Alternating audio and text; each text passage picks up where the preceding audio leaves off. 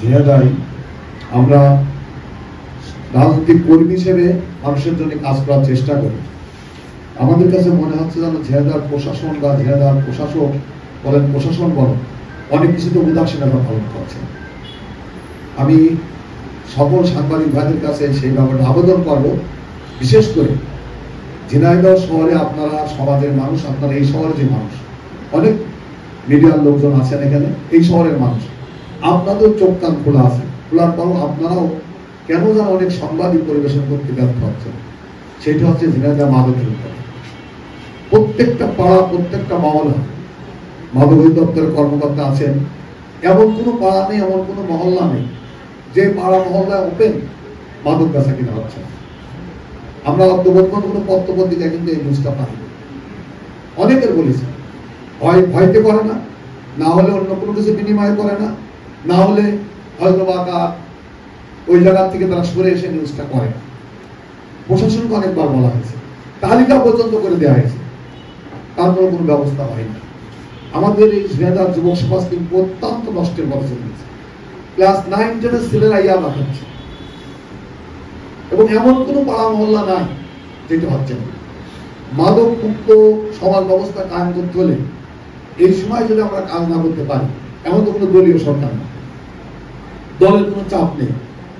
আমরা তো বারবার বলছি, আমি জেলা প্রশাসককে বলেছি, পুলিশ সুপারকেও বলেছি, আমি মাদক মুক্ত ওনাকেও সেদিনকে একটা মেসেজ করে পাঠাইছি, ওনাকেও বলেছি, এবং আমি চ্যালেঞ্জ করে বলেছি যদি আমার দলের ছেলে সেটা আগে করেন, আগে গ্রেপ্তার করেন, আগে ব্যবস্থা নেন। এই কিন্তু ব্যবস্থা নেই। আমি সাংবাদিকতা করি, আমার দায়িত্ব পালন করে চলে যাচ্ছি।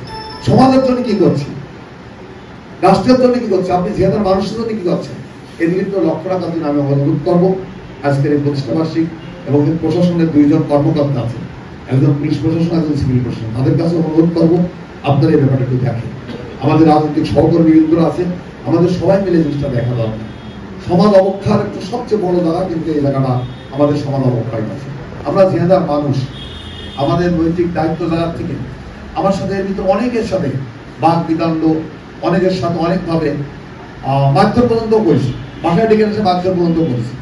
সেগুলো বলার কথা না। আমি যখন জানতে পারি আমার দলের এই ছেলেটাই কাজ করছে, মারধর বন্ধ করেছি, তারপরও প্রশাসন হস্তক্ষেপ ছাড়া এগুলো কখনো কন্ট্রোল করা সম্ভব না। আমি অনুরোধ করবো এই ব্যাপারটা আমাদের দেখা উচিত। আজকে যেহেতু একটা পরিসরে বলার সুযোগ হলো, সেহেতু আমি কথাটা আপনাদেরকে একটু অবগত করলাম। আপনারা একটু খোঁজ নিয়ে দেখেন, প্রত্যেকটা মহল্লায় কিন্তু অবস্থা আসবে। যাও, সর্বোপরি আমরা সবাই, সমাজ ভালো থাকলে সবাই ভালো থাকে। আমার সন্তান ভালো থাকা মানেই ভালো থাকা না, সবার সন্তান ভালো থাকা মানেই ভালো থাকা।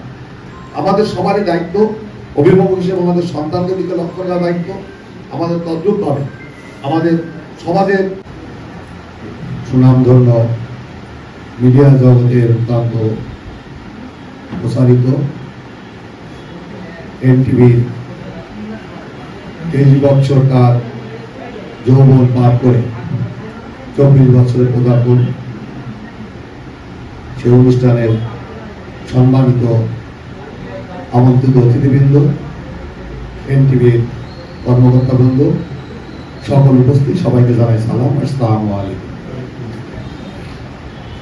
একটা মিডিয়া একটা দেশকে পরিবর্তন করতে পারে, একটা সমাজকে পরিবর্তন করতে পারে। আমাদের দেশের বাস্তবতা আমরা চেষ্টা করলেও সত্যনিষ্ঠ সংবাদ পরিবেশন করতে পারি না, এটাই বাস্তবতা। সমস্ত মিডিয়ার ক্ষেত্রে বিগত ফ্যাসিস্টের সময় এরকম একটা অবস্থায় বিরাজ করছিল। তাদের ইচ্ছা শক্তি থাকলেও তারা যতবার চেষ্টা করেছে ততবারই কারাগার, নাই গুম, নাই খুনের শিকার হয়েছে। এইটাই ছিল বাস্তবতা। এনডিএর প্রতিষ্ঠা ছিল বিএনপির সময়, এর প্রতিষ্ঠাতা ছিল মোসাদ্দেক হোসেন ভালু ভাই, আমাদের শ্রদ্ধেয় নেতা। তারপরে কালক্রমে তার অবস্থান থেকে, তার প্রতিষ্ঠানের অবস্থান থেকে বিগত ফ্যাসিস্টের স্বৈরাচার যন্ত্রের কাছে পরাজিত হয়ে নেতৃত্বের কর্তৃত্ব অনেকটা হারিয়ে ফেলতে হয়েছিল।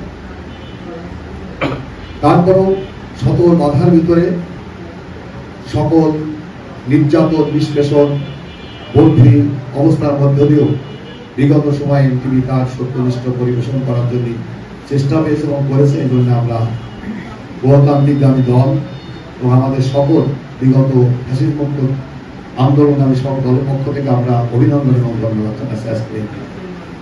আমরা চাই আগামীতে অবশ্যই তার সত্যনিষ্ঠতা প্রকাশ করুক। আর যেহেতু এখানে আমরা ঝিনাইদহের অনেক সুশীল সমাজের অনেক মানুষ আছে, নেতৃবৃন্দ আছে, এনটিভির প্রতিষ্ঠা বার্ষিকীতে দাঁড়িয়ে আমি একটি আবেদন করব। সেই আবেদনটা হচ্ছে, আমার কাছে মনে হচ্ছে ঝিনাইদহে আমরা